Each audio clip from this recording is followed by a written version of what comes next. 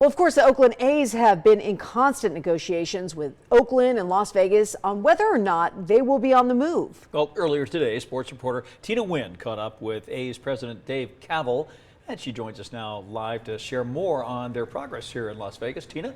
Yeah, Dave and Trisha, I know it's March and we're going to be seeing a lot of dancing because of March Madness, but it feels like this dance has been ongoing. It's no secret that the A's are trying to figure out if they should stay in Oakland or leave, but A's president Dave Kaval says the organization has certainly made progress in Las Vegas.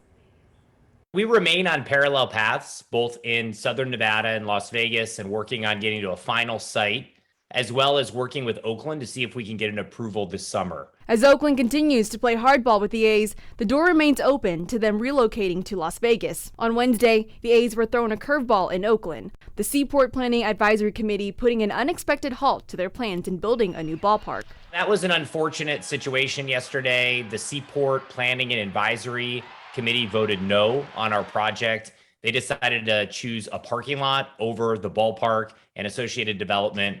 And so we are now kind of regrouping and seeing if we can get a vote or an affirmative vote of the body that sits above them. Despite the setback, plans are moving along for a potential site in Las Vegas as the A's have narrowed it down to 5 plots of land. We have a handful of these sites basically in the resort corridor. Some are on the east, some are on the west side of the 15. I think every one of the sites is viable and exciting and would provide an incredible fan experience for both locals and visitors. 2 big hurdles left in Oakland. One is the development agreement, the economic deal with the city of Oakland.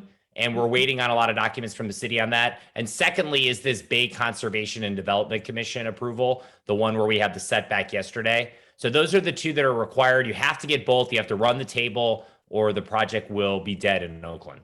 As time winds down for a decision, Kaval says having an MLB team in Las Vegas could help the game in more ways than one.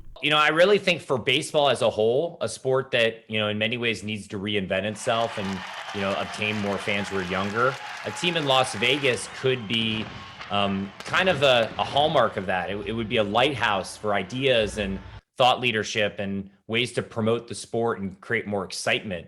And so I think the entire league would be helped if there was a team in Las Vegas, whether it's the A's or an expansion team in the future.